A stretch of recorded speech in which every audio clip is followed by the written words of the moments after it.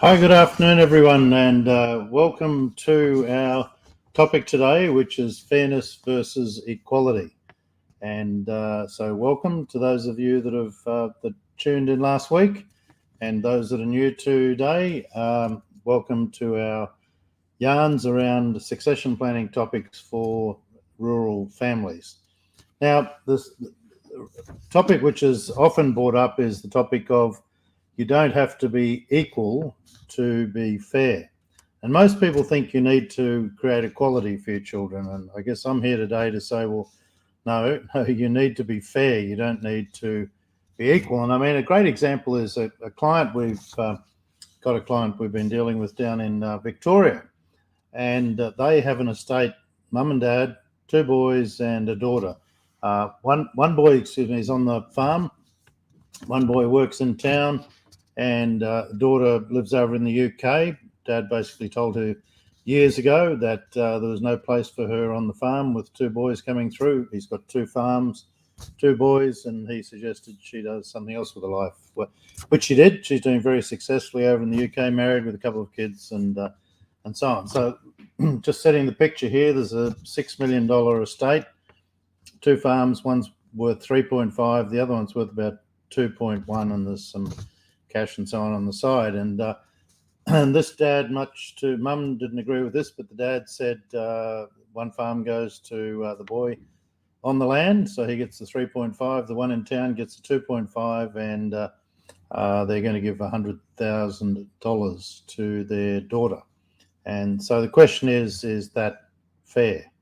It's certainly not equal. Is it fair? No, that I don't think is fair in any shape or form. Giving extreme levels to one child and then the next, and treating a daughter with disdain, I don't believe is a fair arrangement at all. So that's an interesting story. We're still working through that, and we're trying to create more fairness for the daughter in this case. Another client we know, they've got 4 children, and they've got 4 farms. One farm's worth $23 million. One farm's, worth 8, another one worth 4, and another one worth, say, 2.5 million. And yet, based on conversations with all the kids, because of the locations of some of these farms and so on, giving those 4 farms independently to each of the 4 children, even though one is worth so much more than each of the other farms even combined, there's peace and fairness amongst all the children in regard to what they're going to end up with if mum and dad had passed away last night. So that there is an amount, even though the amounts are very different, they're all very happy in their own skin. They're all very grateful, and they're all, in a position of feeling gratitude for the fact that mum and dad have been able to set each of them up in a farm. They're not focusing on the money, they're focusing on the opportunity, and they're grateful for what their parents have done.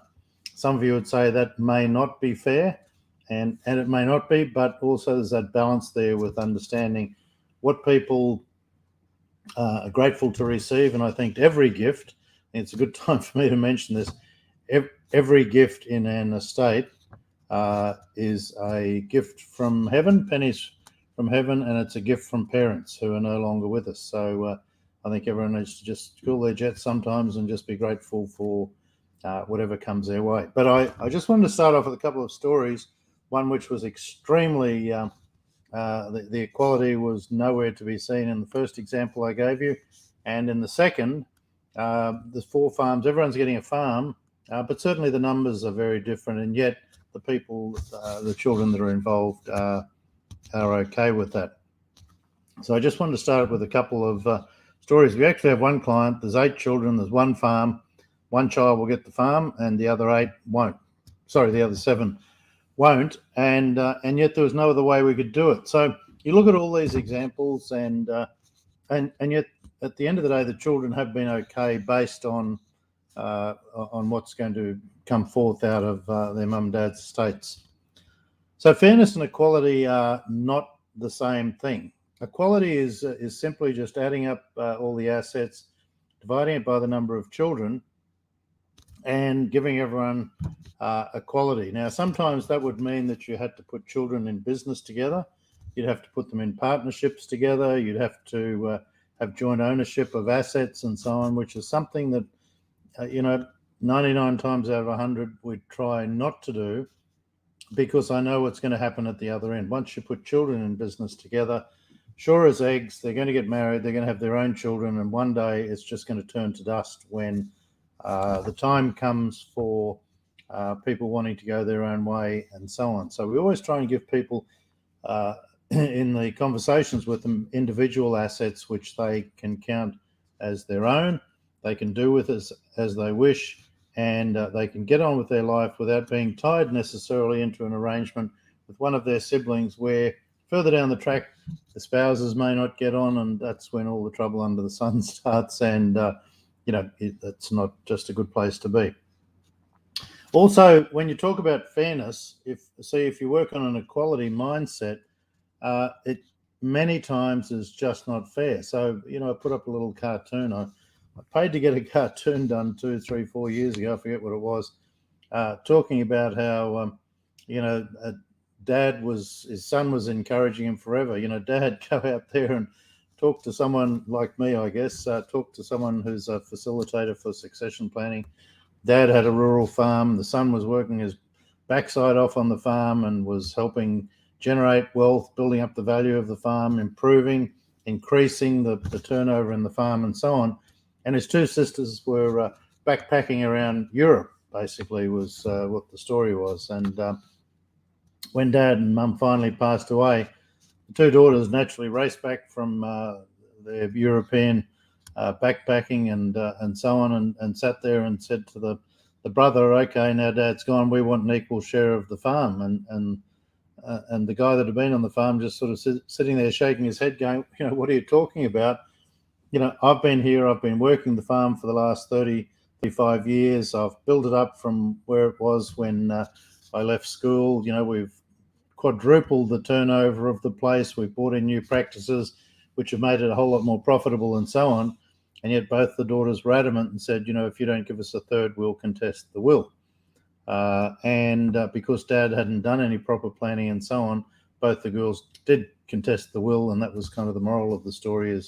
And it raised all the issues of lack of communication, lack of planning, lack of fairness. See, it was an equal distribution that they were after, but that would have been so unfair based on the fact that Mum and Dad had been sponsoring them to have lovely life overseas for the last sort of 10, 15 years and been paying all their bills, and the son had been working his butt off on the farm and basically bringing in the money. So that's why it's always really important to make sure you create, it's a great example of why you need to create fairness, not equality, in your estate and your succession distribution. But understanding the two terms is really vital for creating harmony in the family. And one of the points I want to make is it's always about communication.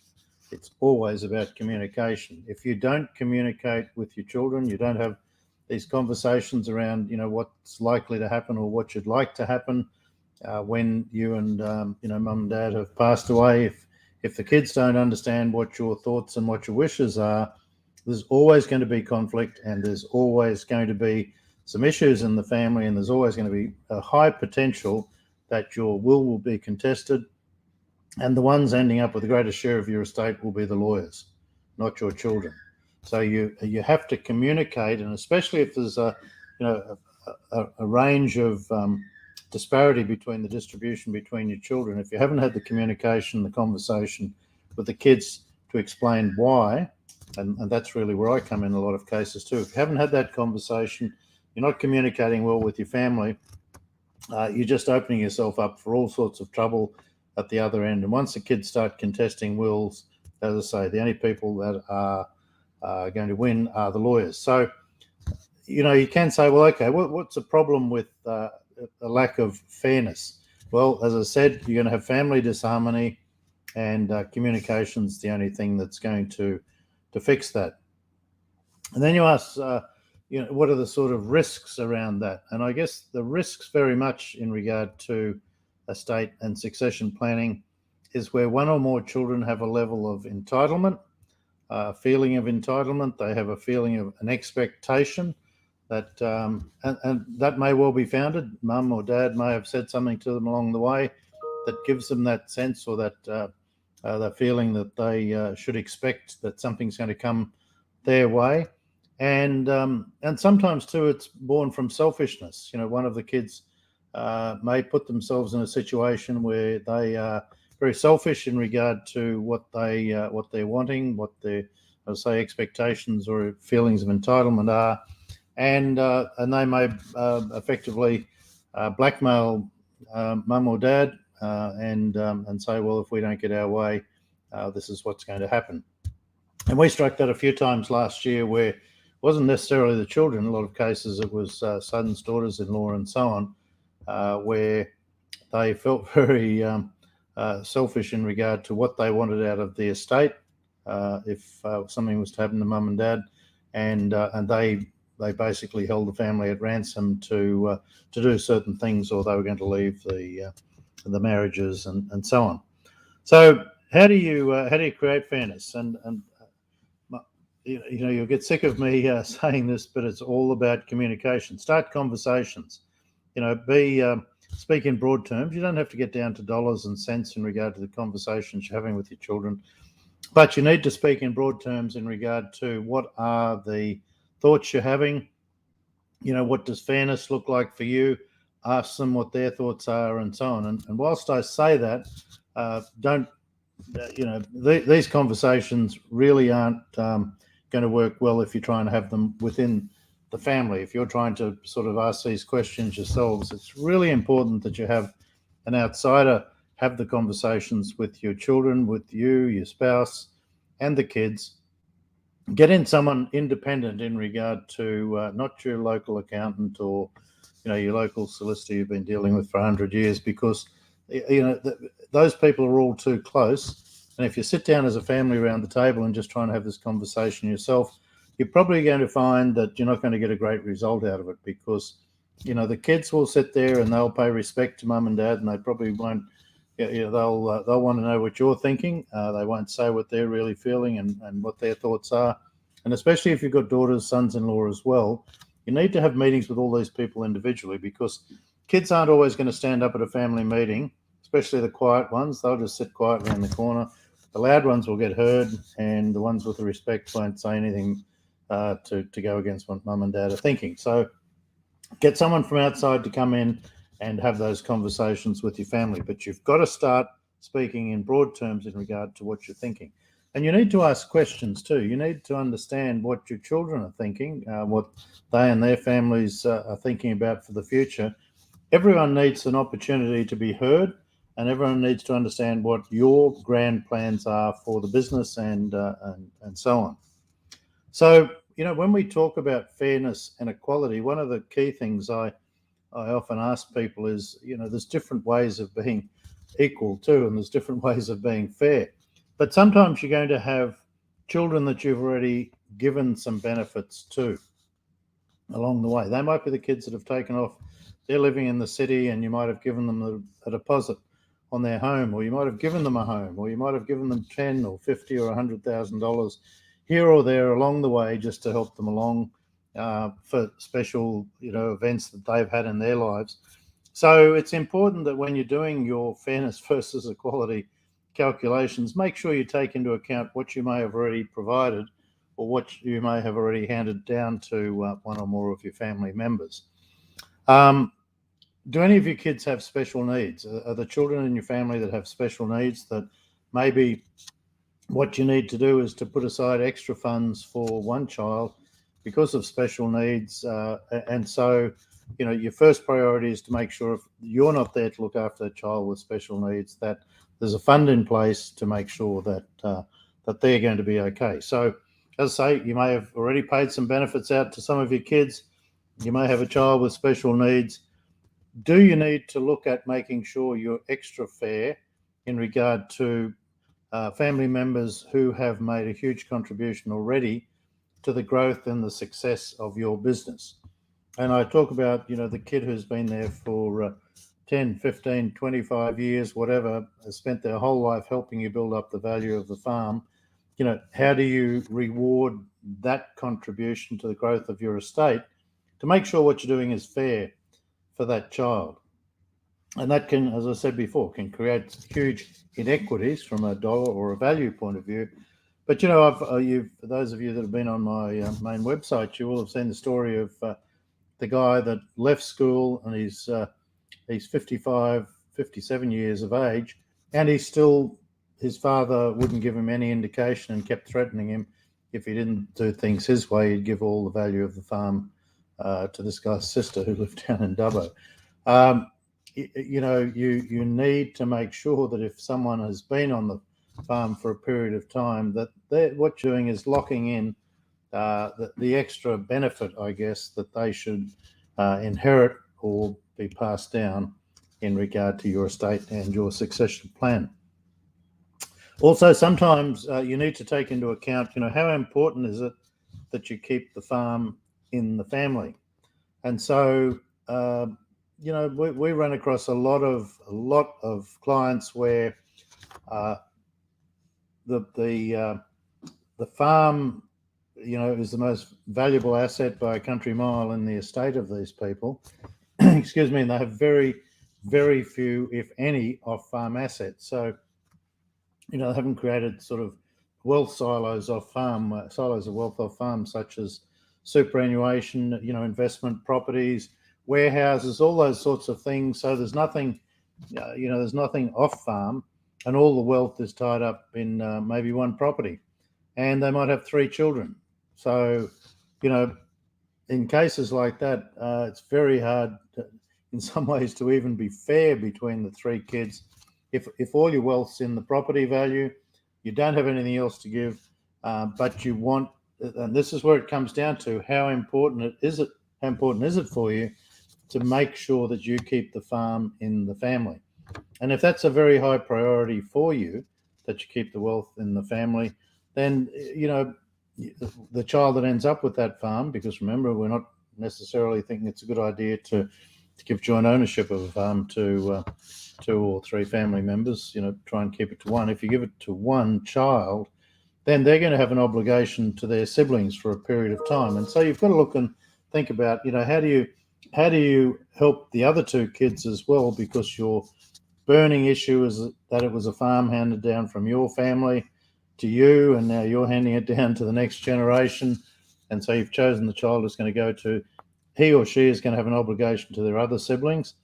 But you can give them a period of time, might be 5 years, 7 years, 10 years, to provide some benefit to the other 2 family members. So you are creating some fairness, and everyone's getting something out of the estate. And it's certainly not going to be equal, but there's going to be, because it's a priority for you to keep it in the generations, that, one child is going to end up with a larger amount than the other.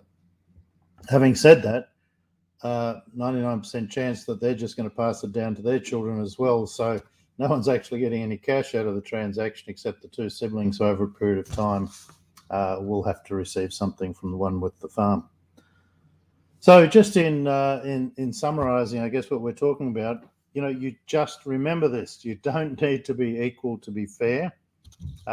It's important to have conversations in case there's children that have a sense of entitlement.